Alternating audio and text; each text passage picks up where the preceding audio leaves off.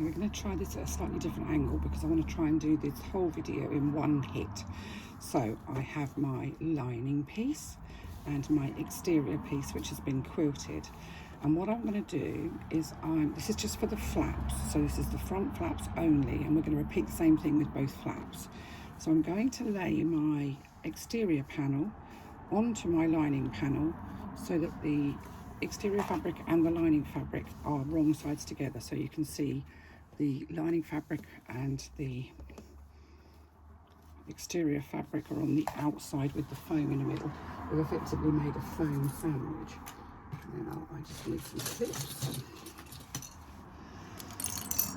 And I'm going to match up all the sides, and I'm just going to clip this together.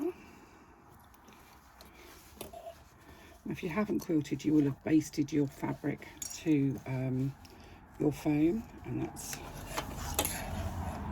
all good.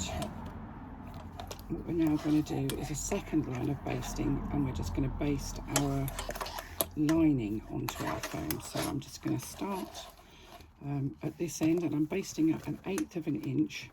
So long stitch, which is a 6 for me, is my longest stitch. And I'm just going to baste all the way around the outside, joining the exterior, the lining and the foam together.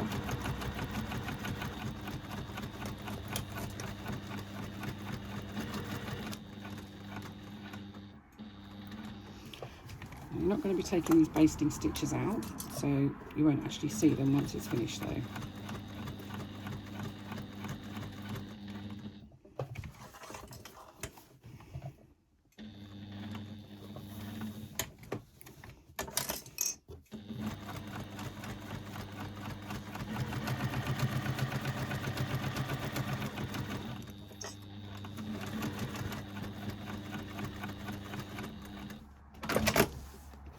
Let's get rid of any stray threads because I don't like those. We know I don't like those. And now your lining is attached to the back of your flap panel.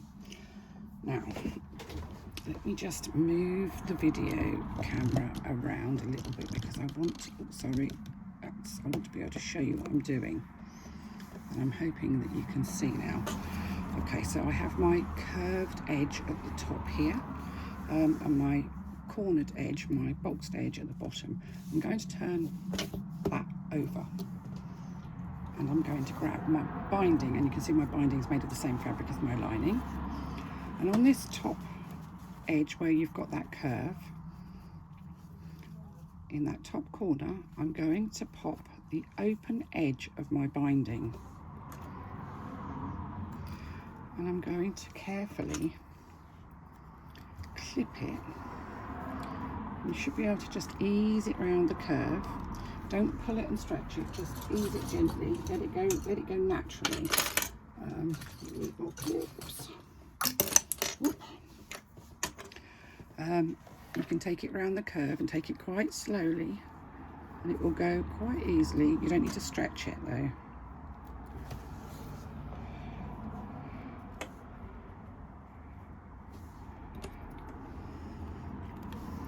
Then you'll bring it all the way down this straight edge. Remember, your open edge on your binding is going to the raw edge of the flap panel.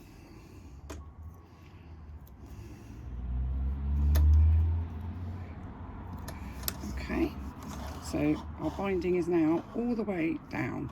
Now, because I've chosen to do this side first rather than the other side, I'm going to actually stitch from this end. But I'm going to start stitching 1/4 of an inch away from the edge. So you can see where the edge is. I'm going to start stitching 1/4 of an inch away, so about there, not measuring it.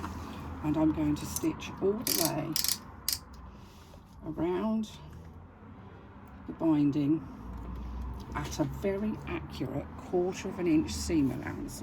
I'm just going to move you so you can see that.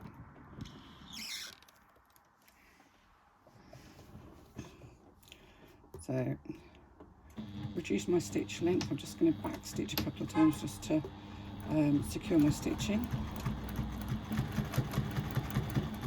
So I'm now stitching my binding onto my flap panel.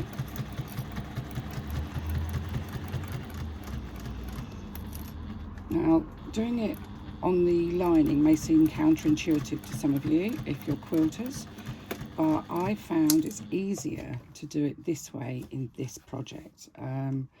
A lot of people, when they make quilts, do the machining on the front and then the hand stitching on the back.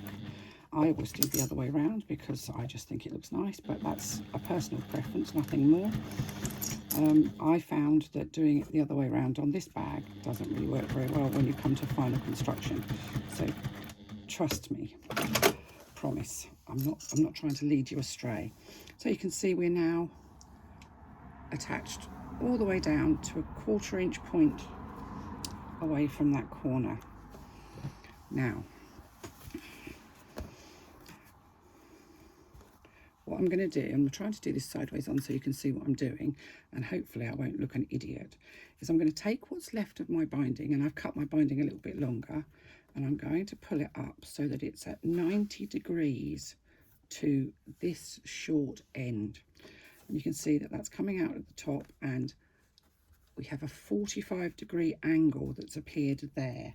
Now, if you want to pop a pin in it or a clip in it at that 45-degree angle, if you feel that that would make it more secure, you'll feel happier, then do pop a pin in, that's fine. I generally don't, but I will just finger press it just so that I know that it's there. Then I'm going to take this end of the binding and I'm going to pull my binding back down so that it covers that 45-degree angle. Now I'm just going to pop a clip there. You can see the binding is coming along that bottom short edge. That 45-degree angle is still in there, it's just tucked away. And what I'm going to do is I'm now going to stitch down this short end using a 1/4 inch seam allowance. Just going to fold the other part out of the way.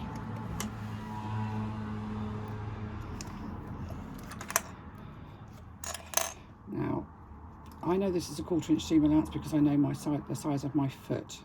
If you don't know what a 1/4 inch seam allowance is when you're on the other side of your foot, pop a little bit of masking tape or decorator's tape along, measure from the needle, and pop a little bit of tape along to give you a guide.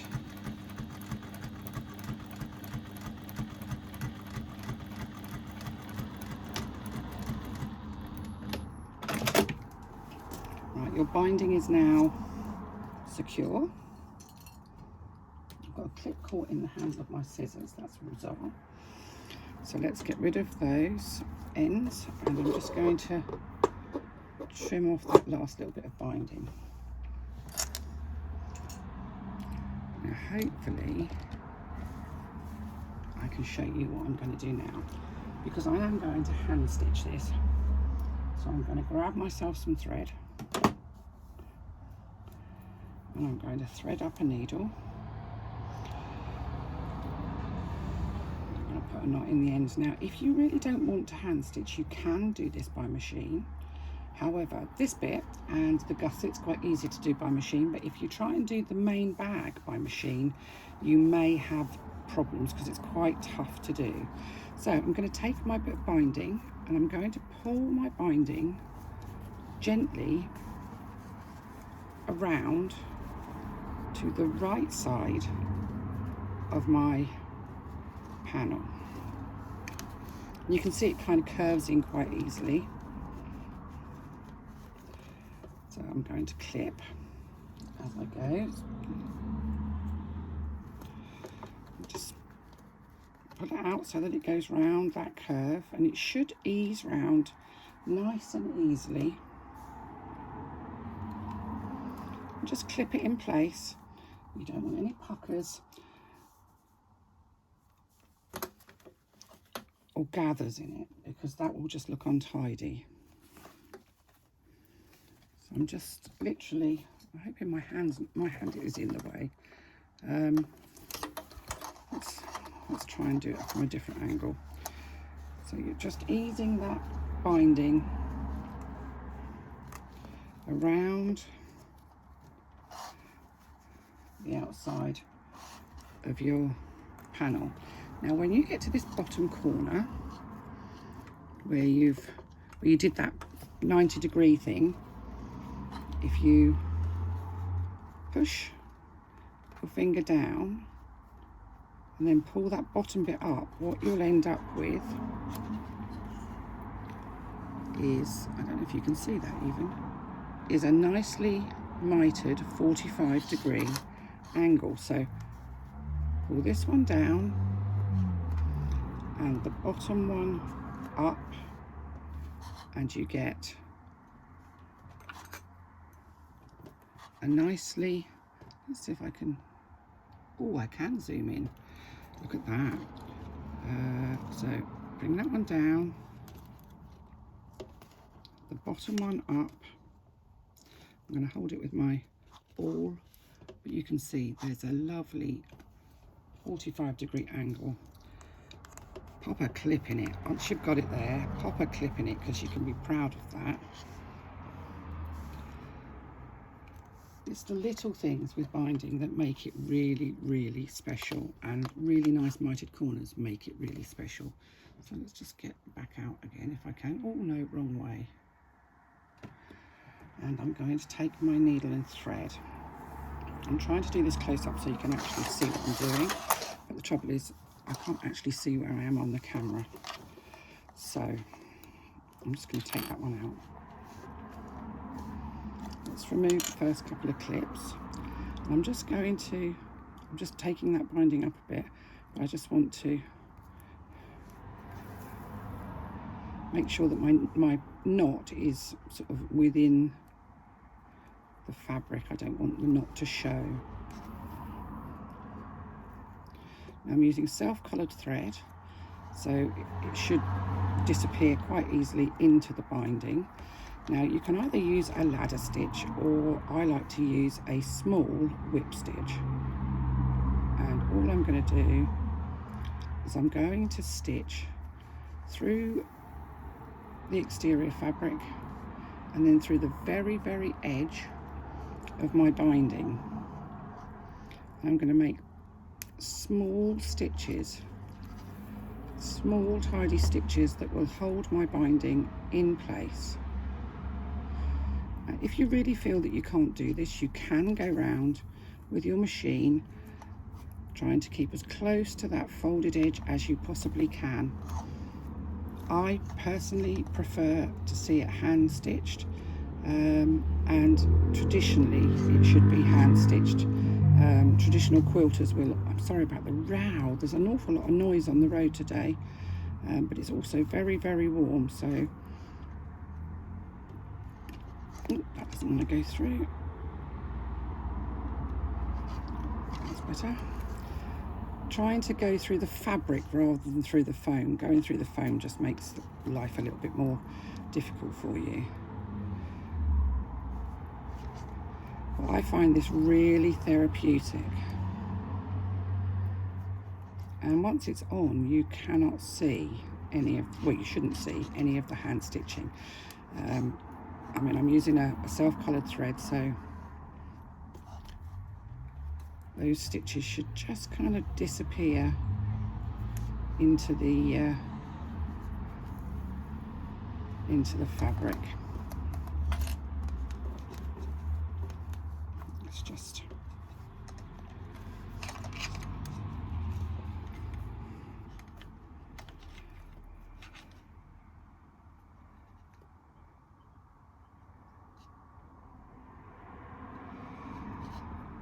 I'm not going to bore you by letting you watch me hand stitch all the way around here. I just wanted to show you what I do. So if you want to do it by machine, it's possible to do by machine. However, when you come to doing the main construction, you may find machine stitching quite challenging, because it's a really quite an odd shape. But we're just basically going to go all the way around the outside of your flap, and you're going to do exactly the same on the other flap. So I'm just going to show you that's where I've stitched, and you can see the stitches are tiny. Let me just see if I can go out a bit. The stitches are tiny and they don't show too much. And you're just going to continue around doing that. You should end up with no puckers in your binding. And I haven't got any puckers. It looks a little puckered there, but that's just because it's not stitched down, but it won't be once it's stitched. And your binding will be complete. You're going to repeat the same for the other flap, so that you'll end up with 2 flaps with binding and linings attached. And you can see from the reverse, you get this lovely neat edge around the outside. So that's binding your flaps.